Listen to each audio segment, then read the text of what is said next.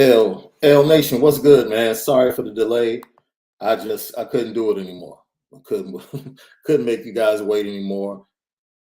I had some things to do early on today, and Malik actually had, Malik is Hollywood now, guys. He's taking auditions now. He's taking auditions out in Los Angeles.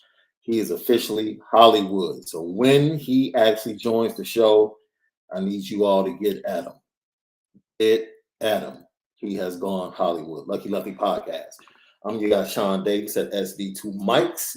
We're brought to you and featuring Onora Whisky, OnoraWhisky.com, that premium American whiskey, OnoraWhisky.com.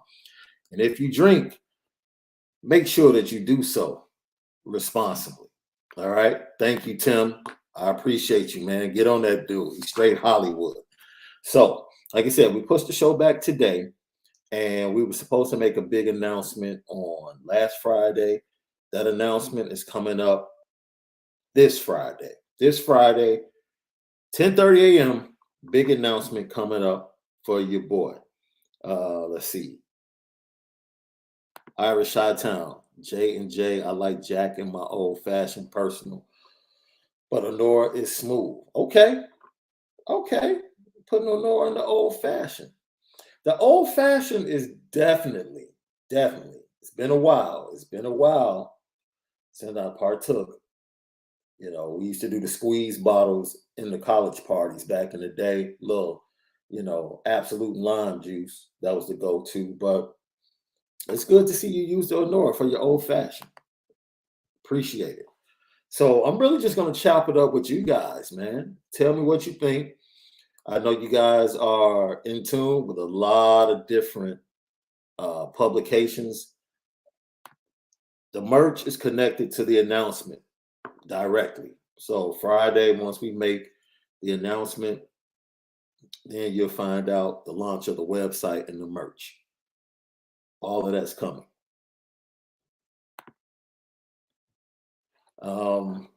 So I'm chopping up with you guys. I want to know, first of all, question of the day, your top five Notre Dame players all time. No coaches. Like we will do another show where we discuss the Mount Rushmore of Notre Dame coaches, which really honestly should be pretty simple to this point. I think the bigger question would be, does Brian Kelly deserve to be on Notre Dame's Mount Rushmore of coaching? We'll get to that. Maybe we'll do that tomorrow. But today, I want your top five all-time Notre Dame players. That is the LL Nation question of the day. Yeah, Brian, I agree with you, my brother. It's going to be hard, man, because you don't want to disrespect the legends. You don't want to get caught up in the present and be a prisoner of the present. So, man, take your time and lock in. And before we end this show, you guys go ahead and submit your answers. So, yesterday, I want to play this clip because it was the most exciting clip I've heard from a coach in fall camp. And it's defensive coordinator Al Golden. And Al Golden met with the media a couple of days ago. And he talked about the linebackers. And I think it's very important. So here's a listen. I'm going to roll them through. It's a great question. So at linebacker, we're rolling them through as much as we can between, Rover, Mike, Will, all of those things. So we do want to build depth that way. It's a long season, and you don't know who's going to end up at Rover or who's going to end up at Will. So we're definitely doing that. I thought that was very important, and Malik was ecstatic about it yesterday when he heard that clip because it just goes to what we've seen in recruiting in 23 and 24, just the amount of athletes that have versatility that they've been able to get commitments from, especially in the 23 class. I believe it was Steve Wilfong was on 24/7 Sports, and he was breaking down Dylan Edwards. And he was saying in the 23 class, Dylan Edwards might end up being the best chess piece for Notre Dame offensively, and Tommy Rees. Just the many different ways that he can make plays on the field and how he's going to give defenses a lot of issues, with where he lines up, what he's going to do, and how Tommy Rees, as the coordinator, is going to go about using him. It felt good to hear. It felt good to hear.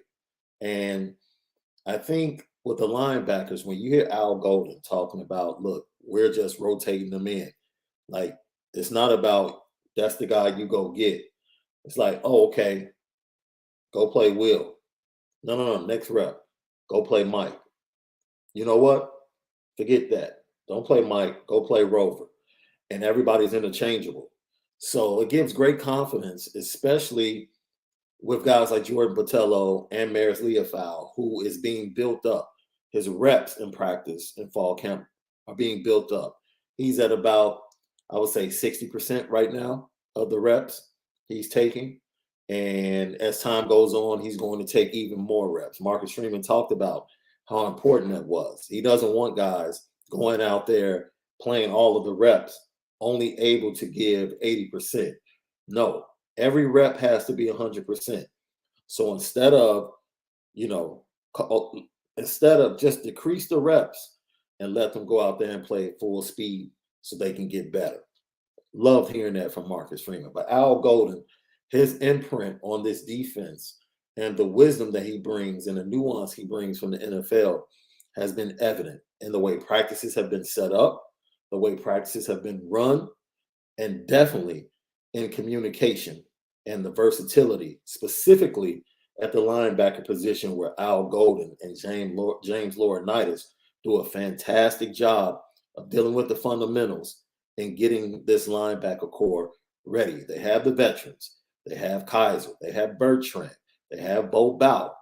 But then they have a host of youngsters, Prince Colley, Jalen Sneed, and all the other freshmen that came in the 22 class. Look, it's a fantastic, fantastic time to be a Notre Dame fan. So let's go ahead and get to some of your questions and comments.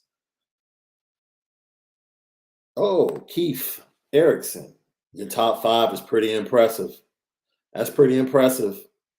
That's pretty impressive, yo. 2 Hall of Famers, 3 Hall of Famers, right? I think that's 3 Hall of Famers in there. Timmy, Bryant, Hornung. That's 3 Hall of Famers. That's solid, Keith. That's solid. That's solid. If you were laying that down on the turn, yeah, that would be hard to beat. That would be hard to beat.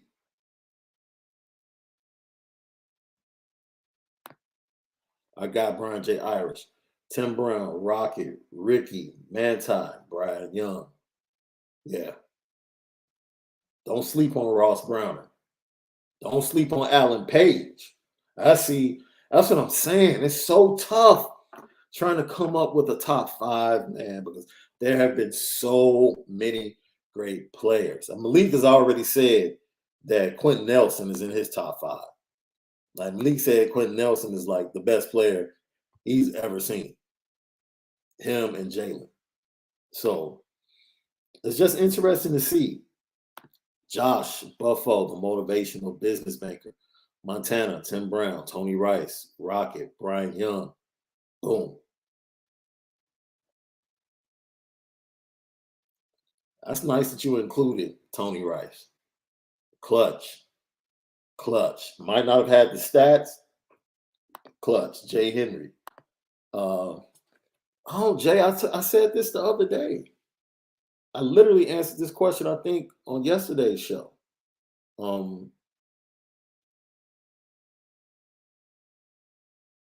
I think I've been like up front multiple times. Like, he's Notre Dame to lose. Like, the kid was waiting on the offer when he didn't have the offer. And when he got the offer, it meant everything. That's that. I predicted that he's going to be a fall commit for Notre Dame. And yeah, that's pretty much it. I did see some news today that Mama Bowen, Eli and Peyton's mom, retweeted, I think, a poster that was put out with Eli and Peyton in Notre Dame uniforms together. And I thought that was really dope. I retweeted it. And there are rumblings that Peyton is going to make his final decision. Like, he's making his decision and he's going to be done taking visits before his season starts. And I believe, let me give you,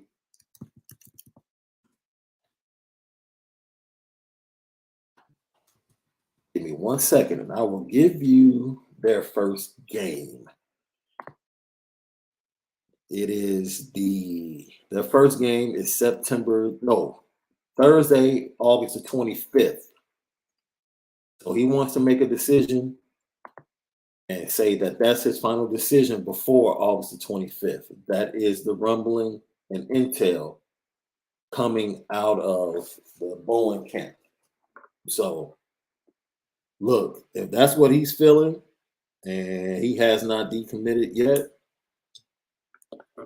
you have to take it at what it's worth. You have to take it at what it's worth. D-Month, Mr. Food Lover, if Marcus Freeman wins a chip, does he get spot around the stadium? Ooh. He probably wouldn't get it until the end of his career. But I would venture to say, in the tradition of the other guys that have won national championships, he probably would get some type of recognition around the stadium. I would probably say that. Joe Long, that's another sleeper. Brady Quinn, I would have no problem with Brady Quinn being fifth on someone's list. No problem at all. None at all. You have to be able to respect Brady Quinn. I mean, there is a chance that he could be recognized as one of the best quarterbacks in Notre Dame history. Could.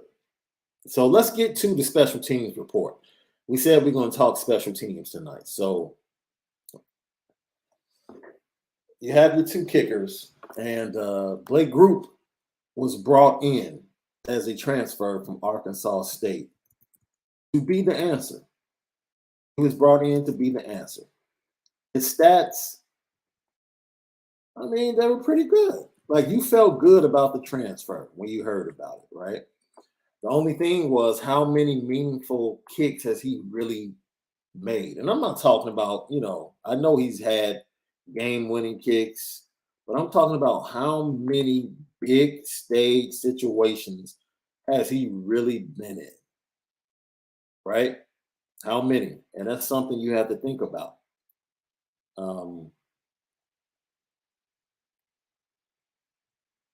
When I watched him in the spring, I'll say this.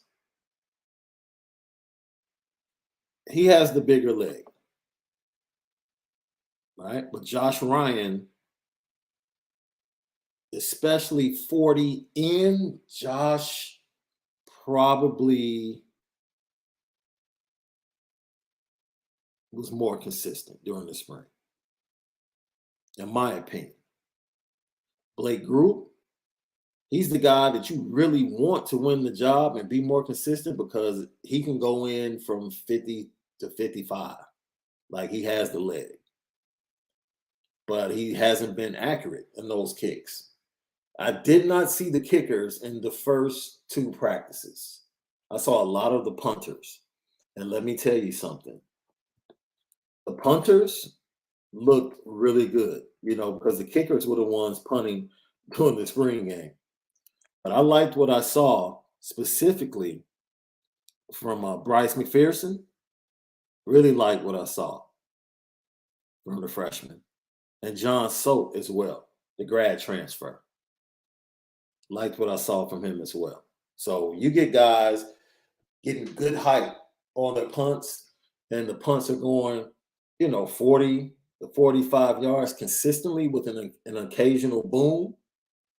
You have to like that because the depth on this team and the talent in the young classes, the freshman and sophomore class, more than likely is going to yield a very good coverage team. You throw in guys like Bo Bauer and JD Bertrand that have been special team mavens for a long time for this team.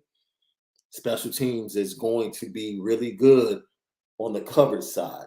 Now, let's get to the buzz, right? Because you have Salerno, you got Brandon Joseph, Jaden Mickey, Lorenzo Styles, Chris Tyree, a host of names. Tobias Merriweather, a host of names have taken their opportunity at punt return. And I'm going to be honest with you. Lorenzo Styles Jr. looks really good as a punt returner. Really good. Chris Tyree has been back there taking some balls at punt returner as well. But his thing is kick return. And with him being your number one running back, I don't know if you want to put him in a position. I'm more comfortable with him being on kick return than I am punt return. Seeing that he's our number one running back and the numbers are short right now at that position. So we'll see. Salerno is somebody that they trust. They totally trust him. Hands. But, if you don't want to continue to be fair catch it's about time to give your playmakers an opportunity, right? And I think that's what they're doing. Jake Mickey is intriguing, but I don't think he's as explosive as Lorenzo, Chris Tyree, or Tobias, right? He's more shifty, make you miss. And if he gets into the open, he may be able to outrun you. Where Lorenzo Styles and Tobias Merriweather and Chris Tyree, they just need to hit one seam and then it's a wrap. It's just a wrap. Deuces to the house. So, in my opinion, the most questionable part of special teams right now would definitely be the kickers going into the first game, right? Because we just don't know. As much as we complained about our place kicking the last 2 years, at least we knew what we have, right? Or what we had.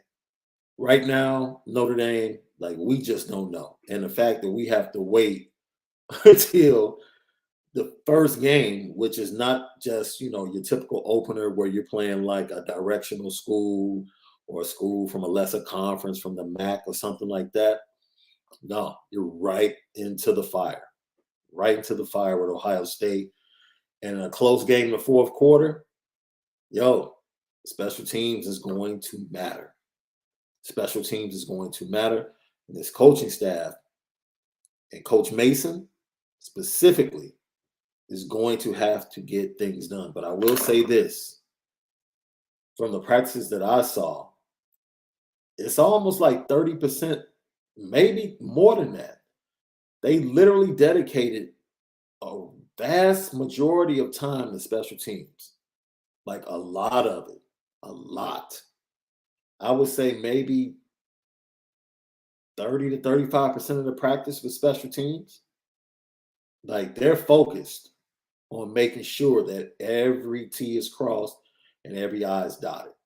They're focused on the smallest details with this team and being physically fit. That's what they're focused on. And then just letting the guys go out there and play. Just let them go out there and play because they believe they have a really talented team that can live up to the national title aspirations. So that's just a little bit on special teams. Let's go to some of these lists. Let's get to some of these lists. Jay Chilliner answered that question about Justin Scott. Some buzz about Ronan Hannafin. the Ronan Hannafin thing to Clemson, like being crystal ball. Look, Ronan Hannafin he's swinging back and forth like a pendulum. Like he wakes up one morning, it's Notre Dame. He wakes up the next morning, it's Clemson. He wakes up one morning, it's Notre Dame. All I can tell you is that the staff feels really good. That's what I've heard. Now, when something changes, if it changes, I'll let you know. Right? Yeah. Ryan Roberts is doing a great job with Ronan Hannafin, keeping tabs on him. And, we'll see how it goes. We'll see how it goes. Shout out to my boy, Christian Gray. If you guys have not seen the article on Irish Breakdown, how the 2023 class is just shattering the mold of the athlete being the dumb jock, and how you have to go shop down a different aisle at Notre Dame. That's what we were sold by the previous staff. Go read the article about the 2023 recruiting class, where it talks about their majors, their grade point averages. I think the lowest grade point average in the entire class is like 3.3 and something like that. It's crazy. 3.3.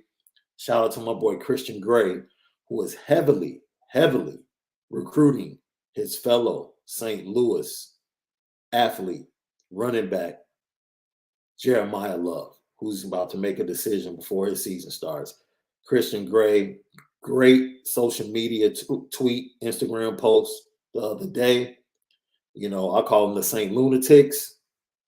Everybody from St. Louis that's on the squad, Gabe, Tyson, even going back to Kyron, Christian is coming, Jeremiah soon. Like, the St. Lunatics are coming to the Bend. And so with all of that being said, what did you guys think about Christian Gray's rendition of Living on a Prayer? I tip my cap for him even trying it. I tip my cap to him for even trying it. Yeah, Christian Gray is all over Twitter. They're supposed to be having a Madden tournament this weekend. I confirmed that with Drake Bowen. He said it's on a Madden tournament with the Bowens. They're challenging Coach Freeman to jump in. You just have to love everything you're seeing with the camaraderie of this 23 class and the staff, right? Just the love and the moms. They have their own poster, their own social media posts, and everything that's connected to it, man. It's just really good vibes. Yes, I know. It all hinges on keeping Keon Keeley and Peyton Bowen in the class and eventually getting a quarterback. But look, I'm not about to sit here and whine. We're number one in 2 consecutive years. That's all you need to say. That's all you need to say. Let's see. Keith Erickson, you need to learn off for 80% of the time, then our playmaker sprinkled in to break open the game. Kind of like, that kick against Wisconsin in the fourth quarter. I see what you're saying. Keith. Oh, Will, back in the day, absolutely. Like, I remember when we started the season with Michigan, the first game, but those other years, man, you're right. It definitely ramps up the anticipation for the start of the season. Our guy, Adam Ziliak, I'm sorry. Can we go ahead and bring in Micah Bell or Dylan Edwards early to compete for punt return this year? Like, yeah, get them early enrollment right now. I'm with you, Adam. I'm absolutely with you, man. That would be fantastic. That's why, honestly, look, I don't know what someone in the administrative office at Tennessee State should have done, their homework a little bit better and told Eddie George, like, we might want to get on the schedule this year because their offense next year is going to be crazy. Like crazy.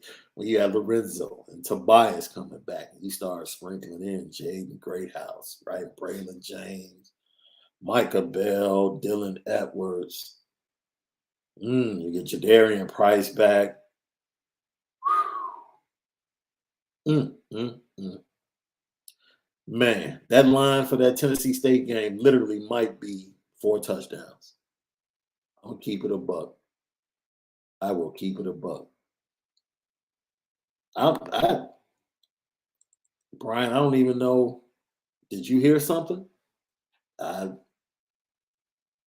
I mean, this dude is the most solid commitment in the 24 class. Yo, Will, you're on the line of thinking of Malik. Malik is like, yo, if that dude plays well and goes to New York, he's thinking national title as well.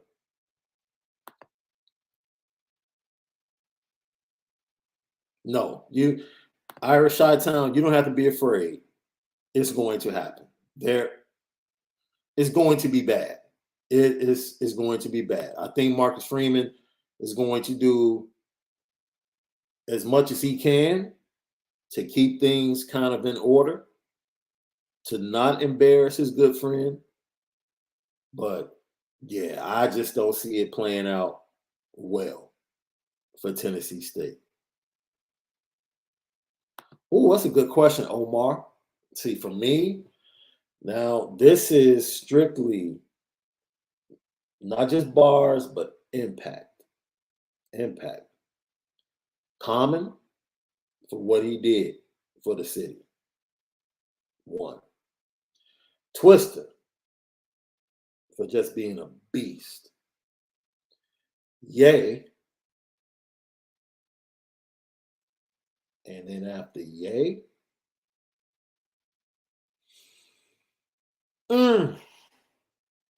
I gotta put Chief Keef, yo. It was either Keef or Dirt, but I had to. Chief Keef ushered in everything for Herbo, Dirk, and all Lil Herb, all of those guys. It's because of Chief Keef. So, yep. Anthony Solomon says TB12 will be the difference between this team and the previous teams under Brian Kelly. Why you say that, Anthony? Like, what about him is going to be the difference? What about him?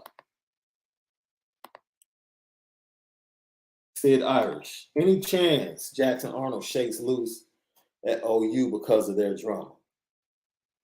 That's an interesting question. There's a lot. I do believe there's a lot that's going to take place during the season. Like if you see OU falter on the field and some of this stuff, languishes in the media, I mean, it could get dicey. He could still be listening. He could. And he has been the main one because he is Peyton Bowen and Eli Bowen's teammate at Denton Guyer. He has been the main one really trying to get them to flip. And, wouldn't it be ironic if halfway through the fall, he was looking elsewhere? Heck yeah. Absolutely. For impact, heck yeah. It's not even close. It's not even close. If you're talking about impact on Chicago rap, I'm not talking about who you feel like raps better. I'm talking about the meaning to Chicago and what he opened up for guys like Chance, Vic, that got the looks because of Chief Keef. Heck yeah. Heck yeah. Chief Keef and Jeremiah circa 2011, circa 2012, Chicago was theirs. It belonged to them. It was their city. That's just facts. No. Estime is not. No, Estime hasn't been taking any reps in return.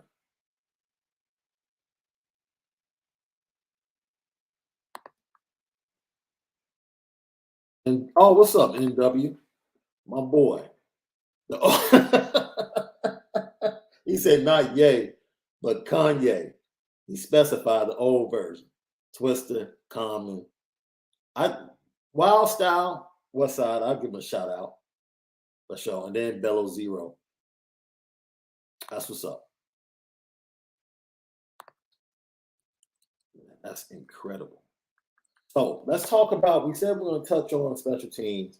Let's talk about the impact of Marcus Freeman. And you guys know that we got a tickled man. We played this clip. Man, look, this might be the greatest clip in the history of Lucky Lefty. But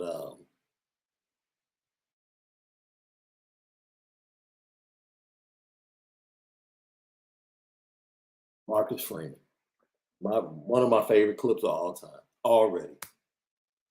Be hard. It's not changing. We're not changing what we're doing, and it's going to be hard. We had a couple guys that couldn't finish practice today, and it's their job to make sure they're available for practice. It's the trainer's job to make sure they protect the player, you know. And so I was trying to send a message to those players that, hey, whatever you have to do to make sure you're available for practice. You know, we had a couple guys go out because of heat, you know, and whatever you have to do to make sure you're available, we have to do it, because we're not changing. Because I believe in what we've kind of scheduled out through this fall camp. I believe this is what we need to be prepared to go. And we're not going to change. We'll always look at and review and debrief and say, is there anything we can do to enhance? But the length of practice, the effort, the way we're going to challenge our players, that's not going to change. And so if they're looking for us to pull back, it's not going to happen. They have to continue to do whatever it takes to make sure they're ready to go. Let me tell you something, man. I think the media got a wake-up call that first day, because it was hot, muggy, fast-paced. Man, shuffling in and out. I explained how the offensive linemen were working. I explained how the defensive line was working. They were putting in crazy action and fundamentals, team reps, shell drills, just anything you can imagine. It was fast-paced. They were not losing 1 second of preparation in that practice and in the first couple of practices. And the media is like, man, we're not used to this. Do you think practice ran a little long? Do you think it was a little tough on them? Marcus Freeman was like, yo, this is the standard. This is it. We're not changing. It's not changing. That made me feel good right there. Regardless of whether or not they win September 3rd, the expectations are totally different. You meet the standard or you don't play. That's it. Here's the standard. We're not about to rub your back. We're not about to say, oh, you okay? We don't care if you're a first-round projected pick. We don't care if you're a possible All-American. We don't care if you're a starting right tackle. Yo, you didn't finish practice because of exhaustion. Can't happen. Head coach letting you know. First press conference. Can't have that. You're supposed to be a dude. Can't lead doing that. You have these freshmen watching you at the tackle position. You got Emil Wagner. He's a freshman. He made it through. You didn't make it through? Can't have that.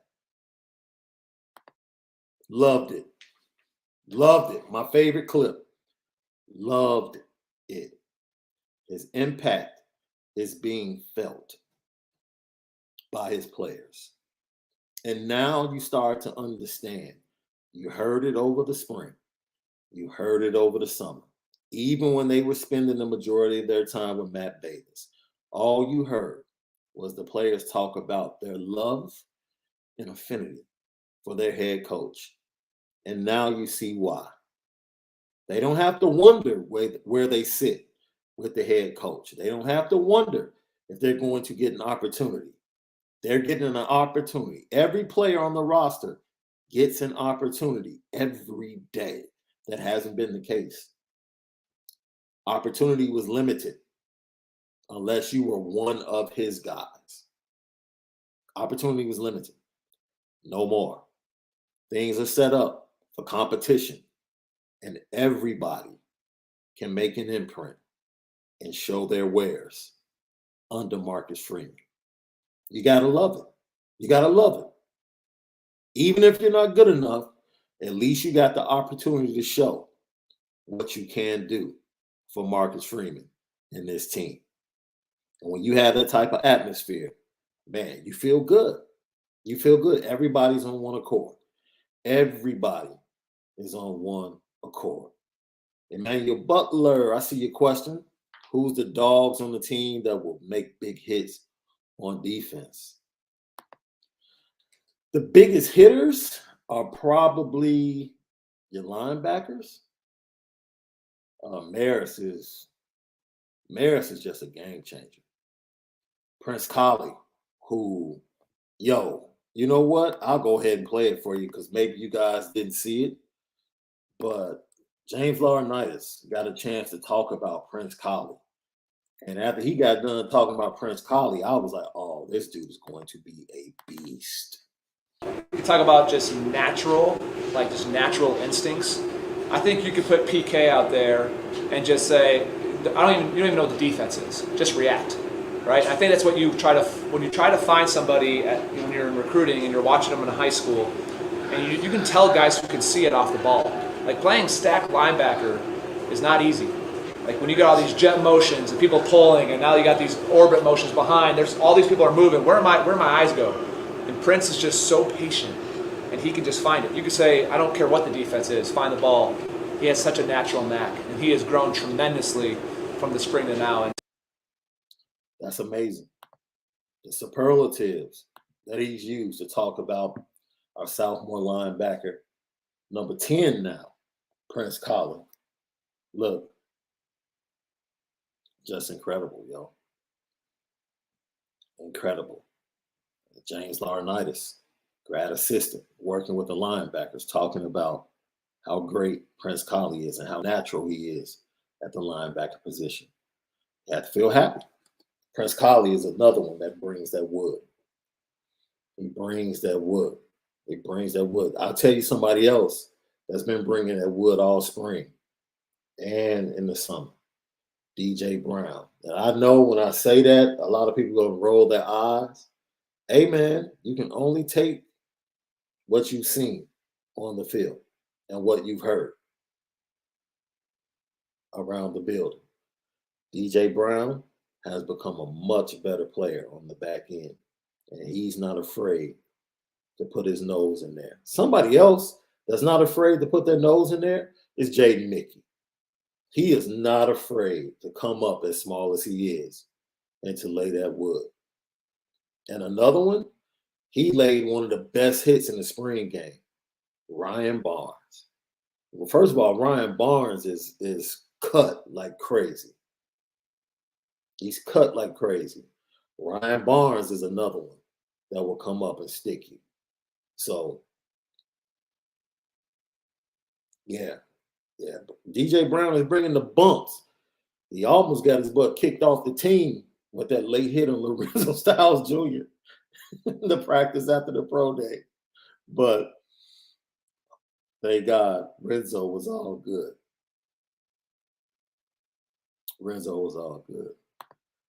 Antoine Porsche Rideau, did you ever watch John Dad wrestle as one of the Road Warriors back in the WWF? Absolutely. Are you kidding me? NWA, UWF.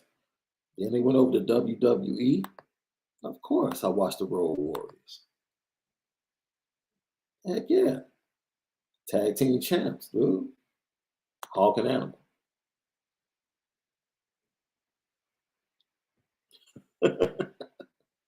That's funny. Who are the top 3 Jadens on the roster? Heck, is that including the 23 recruiting class? From what we've heard, The top 4 DBs are Jaden Mickey, Tariq Bracy, Cam Hart, Clarence Lewis. Those are their top 4 guys that they can rotate, right? Cam is probably the only one that stays locked in. It'd be interesting to see if they allow Cam to travel this year with the best receiver. I had a debate with somebody in the comments that said they weren't impressed by Cam, and they brought up, they watched the Purdue game and used that as an example. And I was like, you mean the game where he held David Bell to his season low in receptions and yardage? I don't know what else you want. Yeah, we talked about Benjamin Morrison a little bit yesterday, right? And the staff has been very pleased with him early on. Very pleased. He makes a lot of plays on the ball. A lot of plays on the ball. So I'm looking forward to him.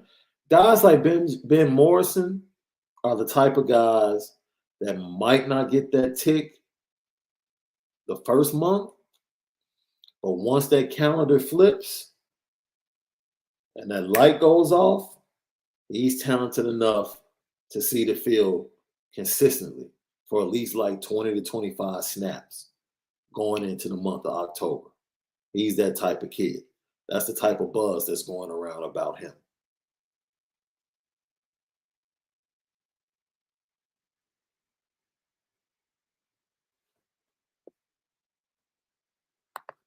But yeah, guys, I don't know. I love LL during the show. After the show, I answer and respond to comments. And good question, Crystal Rose. Good question. Is a healthy marriage comparable to a Manti or Jalen?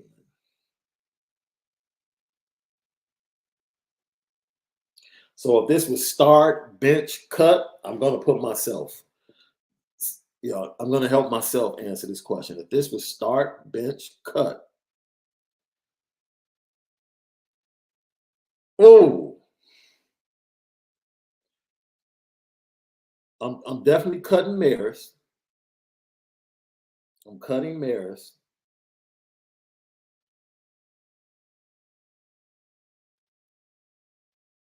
Oh, man. I would cut Maris and I would start Manti. Ooh, that hurt. That hurt. That hurt me to say it. I would start Manti, bench Jalen, and cut Maris. Ooh, that hurt. That hurt. And I might change it. I'm starting Jalen and benching Manti. I'm starting Jalen. I had to.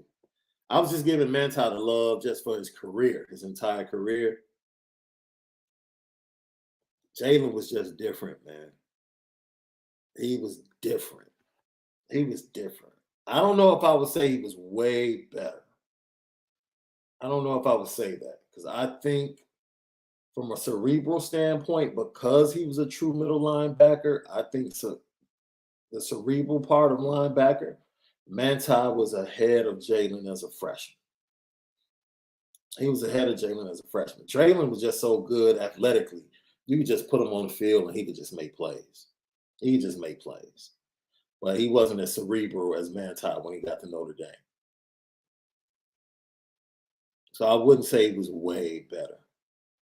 Because honestly, between the two, Manti had the better season. If you just look at who had Manti's 2012 was just ridiculous, man. You have to give credit to where credit is due.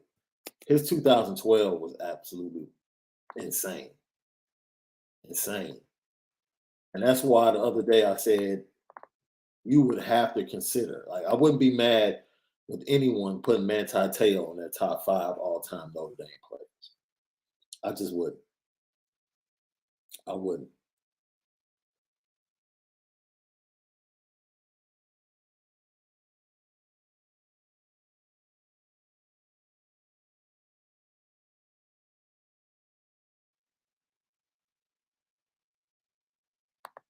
all of the freshman linebackers like Ziegler, Burnham, heck, Josh Burnham. Dude, Josh Burnham is going to be bananas. They moved him to, because I don't know, it's kind of hybrid, because I don't know if they fully moved him to defensive line, but they're kind of working him into a hybrid situation where he's working defensive end. That dude's first step off the edge is so nasty, dude. He's so quick off the edge. He's just small. He's just small coming off the edge. So it's like he just has to get stronger, right? So he can have counters, because now he's just using his speed and he's going by.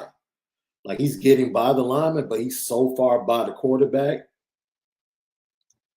So, like, once he gets stronger and he's able to bend like J.J. Watt and use his strength and leverage at that size,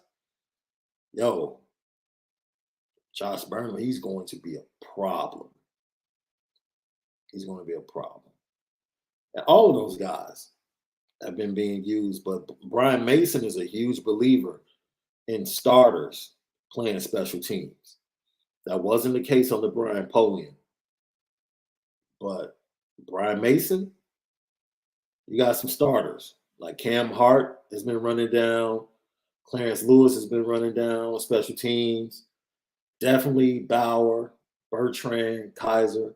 If I'm not mistaken, I think Bertrand and Kaiser shared like special team player of the day 2 of the first 4 practices. So, yeah, absolutely. Absolutely. Jeffrey, thank you for the super chat. Still waiting. Like, Malik designed the GC gear. He came up with it. He designed it. So he showed me a couple of the designs. I leave like, you like it? I was like, yeah, I do. I can't even front. I like it. I like it. I like it a lot.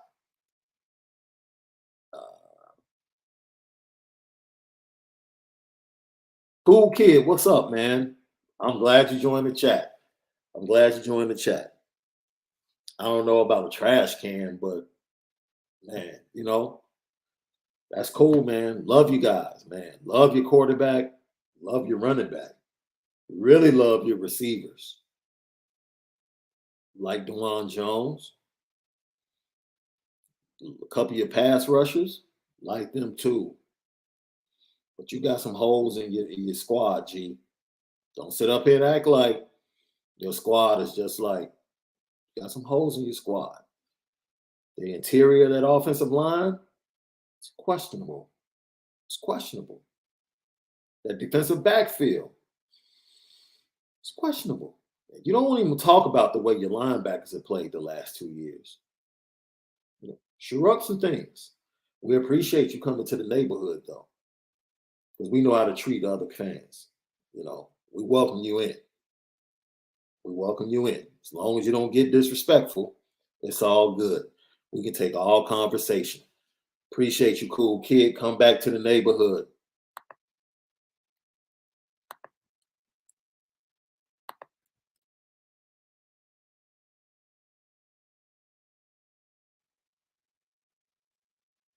All love, my bro. All love.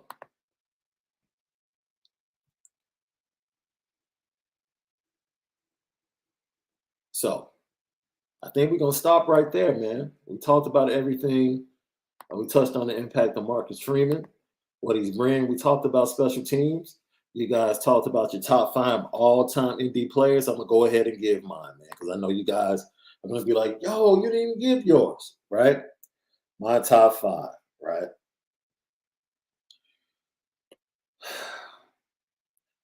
I got to put Johnny Lou Jack in the top 5. If you don't know Notre Dame history and you don't include Lou Jack, I just don't know what to tell you. I just don't. I don't. Alan Page. Yo.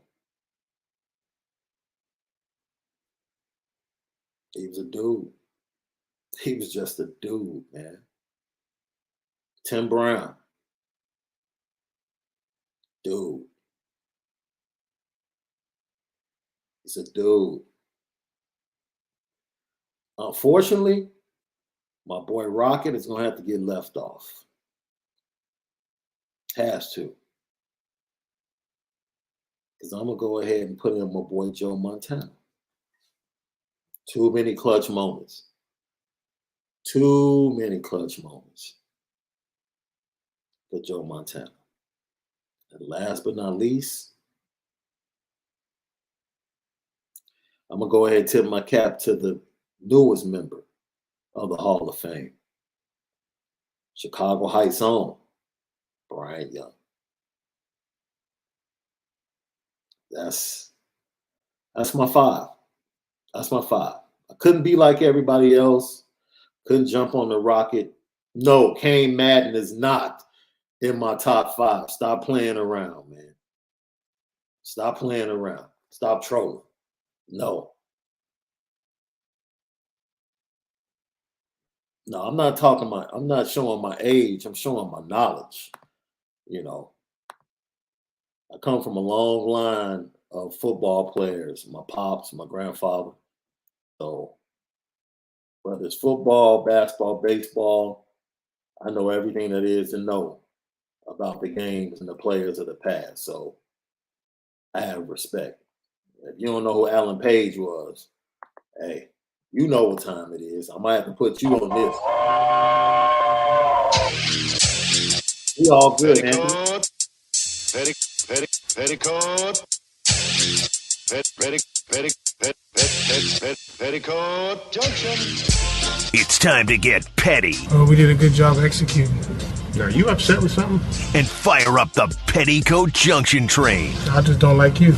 You don't? No. What is today's petty history? Petty Junction.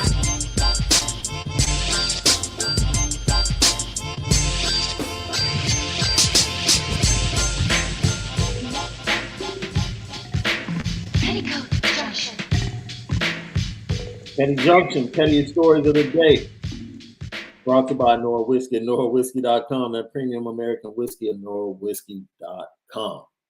Yo, I just want to say shout out to the original formation of the Breakfast Club, who will be no more come this fall as Angela Yee, one of the trio, will be having her own radio show. So shout out to Angela Yee. Well deserved. Highest paid female in radio. And she has put in work. And I think I want to tip my cap because whether people know it or not, and whether or not they want to give them credit, I think, especially for urban creators, the Breakfast Club spawned an era of dialogue, content, and creativity, along with Combat Jack. Definitely have to give Combat Jack his flowers. And now, we have all these great podcasts. I Am Athlete, The Pivot, Mav Hoffa, just tons of content, in the space for everyone to listen to. And, shout out to Combat Jack and people like the Breakfast Club. I just had to give them their flowers before I go to the petty train. Look, man, let me tell you something. I want to go to, what is this park? It's a water park in Kansas City. And this water park in Kansas City did not allow a summer camp, a group from Kansas City, to come into the park because they said, and this came from the manager of the park, the video is out there and viral, that the group of Black students, along with their teachers, were not their type of customers.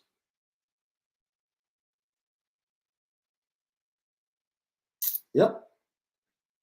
They refused the students entrance to the water park because they said the group of students were not their type of customers.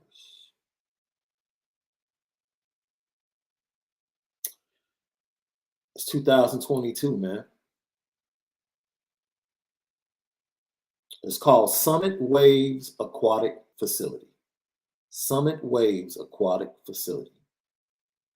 They denied a group of black teenagers entry into the park for no reason. The only reason they were given was because the manager of the park said that you're not our type of customer.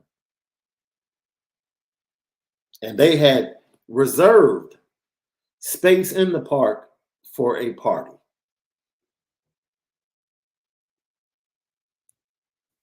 Hey, man, once again, it's 2022.